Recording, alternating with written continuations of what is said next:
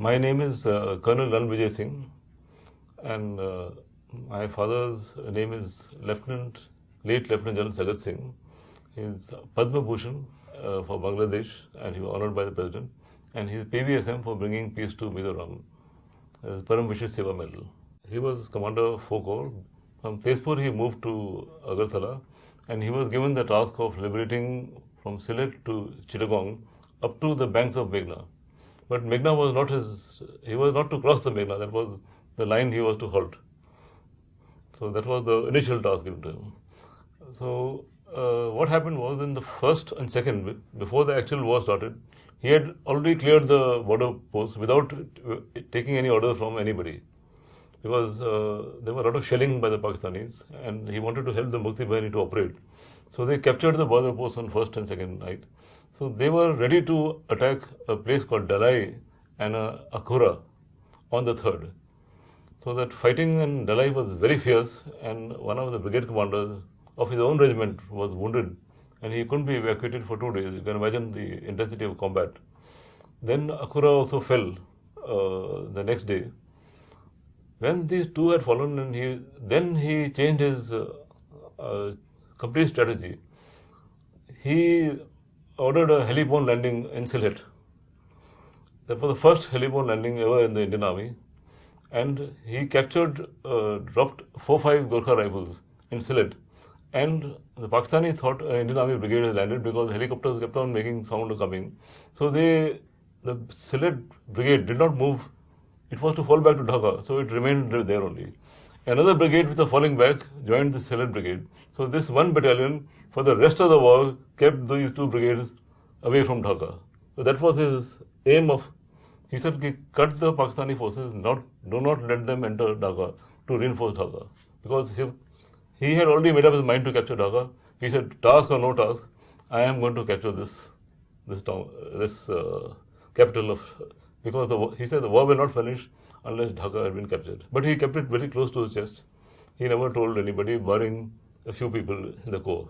From third, his divisions advanced so fast that on the 9th morning they had reached Meghna. And they had bypassed the complete Pakistani defenses. They were just bottled up and they remained there till the day of surrender. And the 9th, 10th night, in a very daring operation, he used 14 Mi-17 helicopters which carry 18 troops. They loaded 23 people into each helicopter, and they went over the Meghna, and 4 guards was the first unit he chose to, and they established a bridgehead, and by morning the complete brigade had moved into.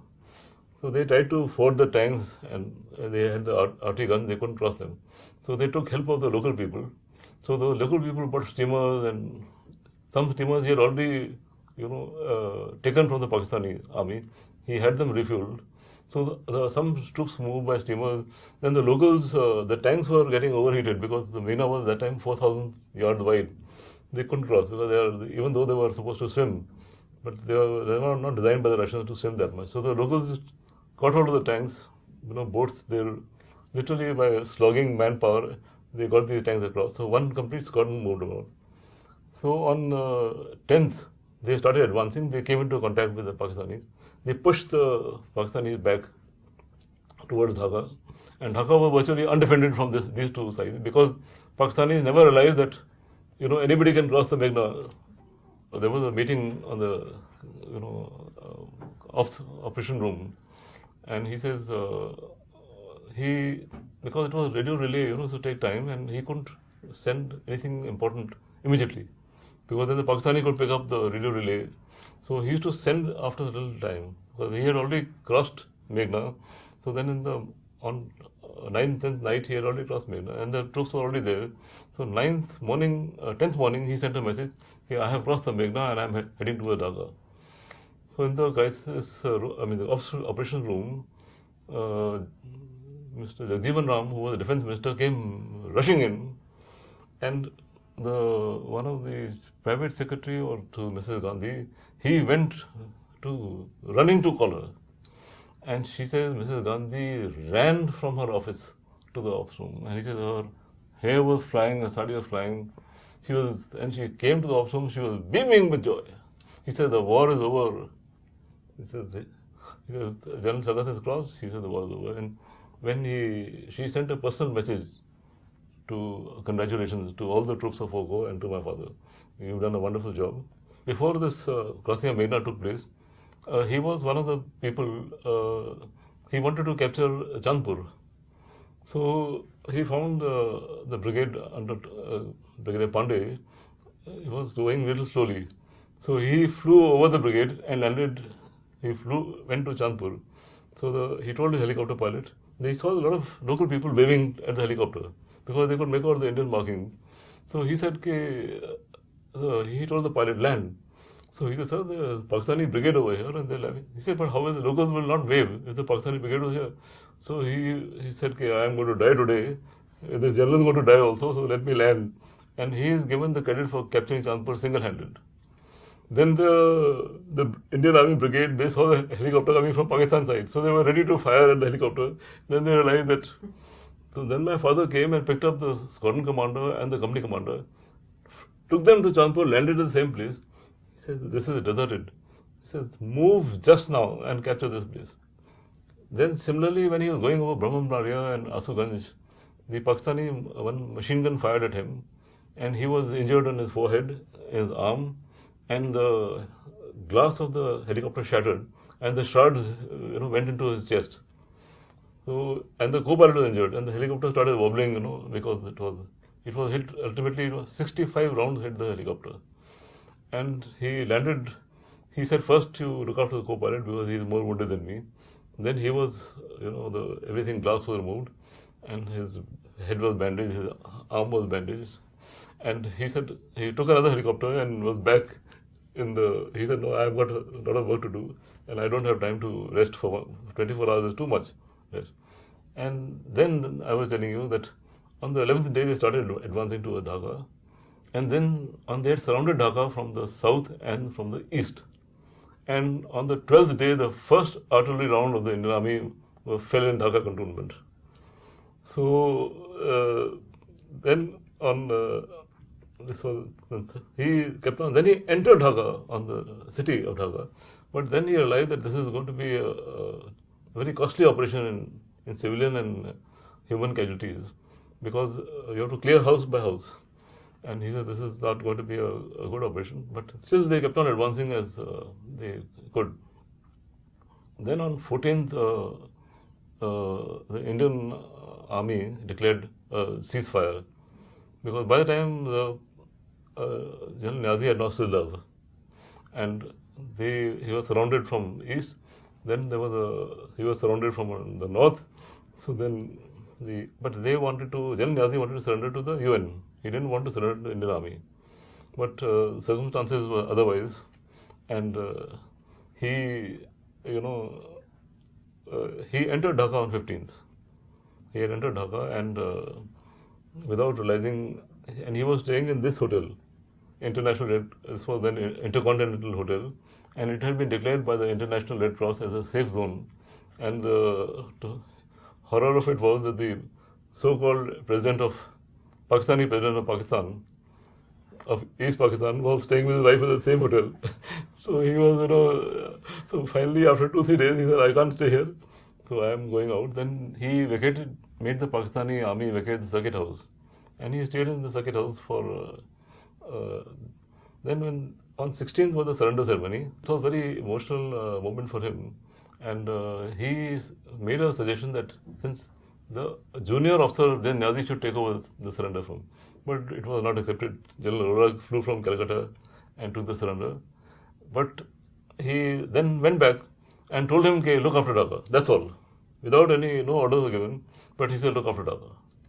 So he had already a brigade in Dhaka, and East Pakistani troops had also come, which were under his command, 3 brigades, short of manpower and officers, but they were under his command. But they were wild with joy. The public was wild with joy. So he said, this is going to be very difficult to control.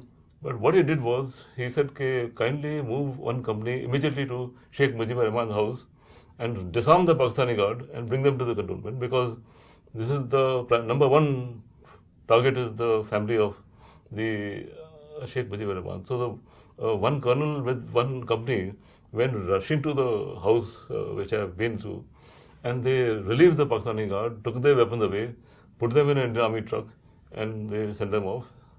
And then he met the Mrs. Mujibur Rahman and all the complete family. I don't know whether he met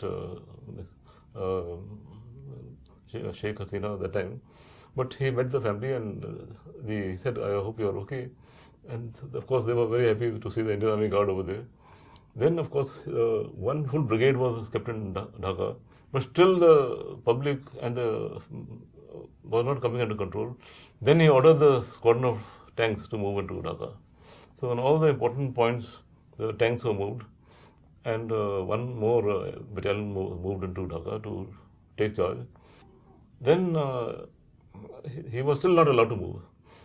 So then by the time, he also had to arrange for the evacuation of all the prisoners of war. He had already, he had kept General Niazi for 3-4 days. He carried out, that report was submitted to the government of India on the atrocities committed by the Pakistani army. So I don't have that copy because it was classified and sent to him. But I knew it was 3-4 pages long because I heard him discussing the thing. And there were some, names of Pakistani brigadiers and colonels and lieutenant colonels who had committed genocide or who had robbed a bank. Somebody had taken about 1.5 million, Pakistani currency. And then he was told that from Chittagong, this is just when you come to Dhaka, all the Pakistani army officers and men taking the valuables of gold and everything from here, they were trying to run from Chittagong to Burma. This is on the same, I'm talking about 12th night. So he ordered a brigade in the first ever amphibious operation. They were launched from the sea, one full battalion, and they entered Chittagong. And their task was to prevent any Pakistan army from killing anybody, because one of the very famous naval officers, I don't remember the name, he had been killed in Chittagong, so many other people. So he says, now stop these people from going. Anybody goes, just shoot him and arrest him. So then Chittagong was captured, and interestingly, the code name of the operation was London.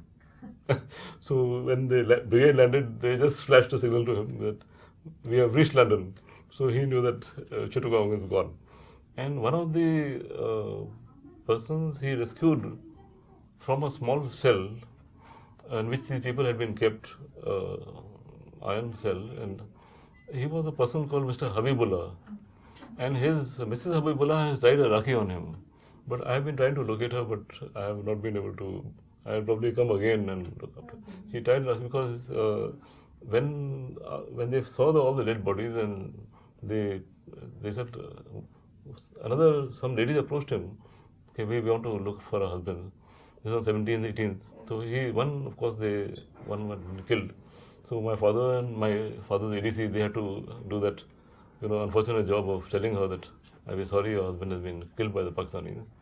Then the other person was rescued, and this lady tied a rakhi, and he was so badly, he was in a crouched position, almost semi-naked, and he didn't know his name, he didn't know who he was, he couldn't stand up properly, and his Mrs. Habibullah then looked after him 1 week, 10 days. Then he was the chief inspector of customs and excise of East Pakistan, but he was intellectual and Bengali, so he was arrested because of that, because they thought he is pro the liberation movement, and he was in the same place where the other people were taken out and executed.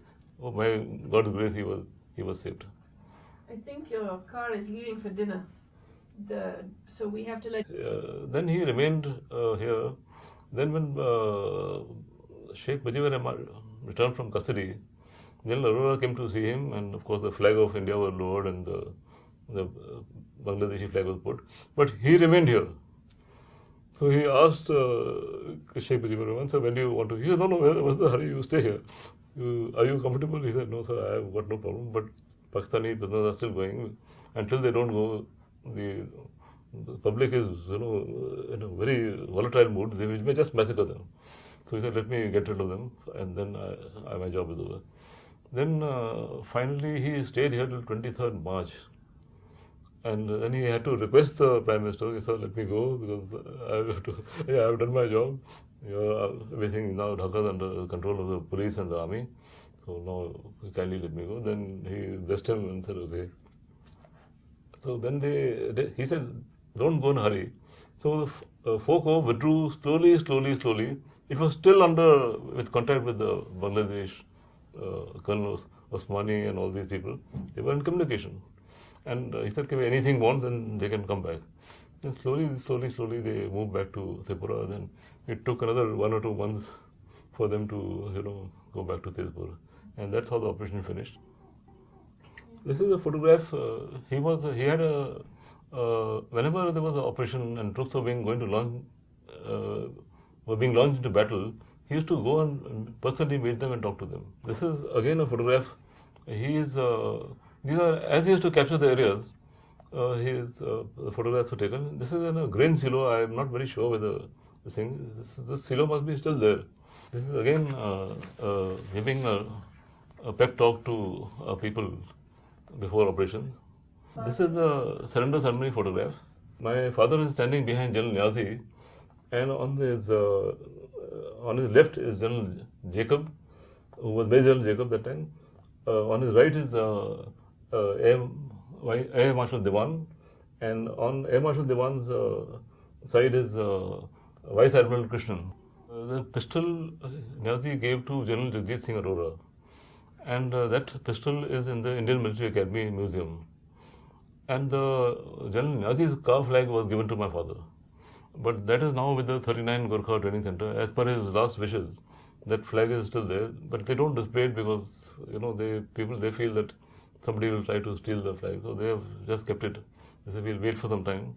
But that flag is given I've got 2 flags which I've given to as per the wishes.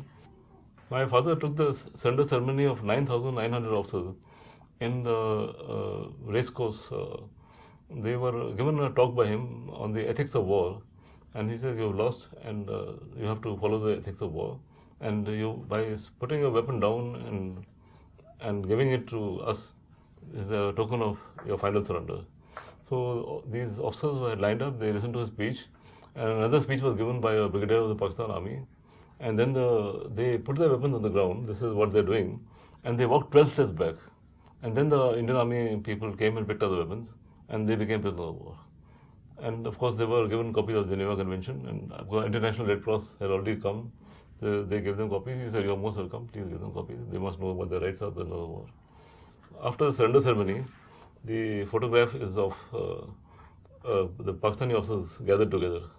This is I'm just giving an example that how well he used to mix with the local people. He is here walking, and the local people always used to, he used to half Hindi, half Bengali. And he had people who could understand, and they used to always give him information where the Pakistanis are, where they've withdrawn. In fact, he didn't know when he entered Dhaka on 15th and 16th. Only on 16th he came to know that these intellectuals have been shot dead. This is in his album I have taken it from, and I'm showing it to you. And he was horrified, and he asked General Niazi, who has ordered the killing, because I want to arrest that officer, and I'm going to not allow him to go to Pakistan, and he must pay for what he's done. But General Niazi denied having given this order. He said, no, I was very busy in the operations. I was Chief Martial Law Administrator. He said, I don't know. I have not given this order to. He denied completely. So finally, then he sent the report to Indian Army, and they said, okay, you arrest this chap and send him back. He says the Indian Army already had moral ascendancy over the Pakistan Army. He says, we are a professional army. We don't get involved in killing people or, all the genocides and all the raping and murders. And he says, not only then, because of that, the hand of God was with us. And he says that when the hand of God is with you, so then nothing. And he said, then when people asked him, why were you wounded and what happened? He says, then he was watching me. I had to do this job. So he says, it doesn't matter. Even if I died, all my div commanders are very capable. They would have finished this operation.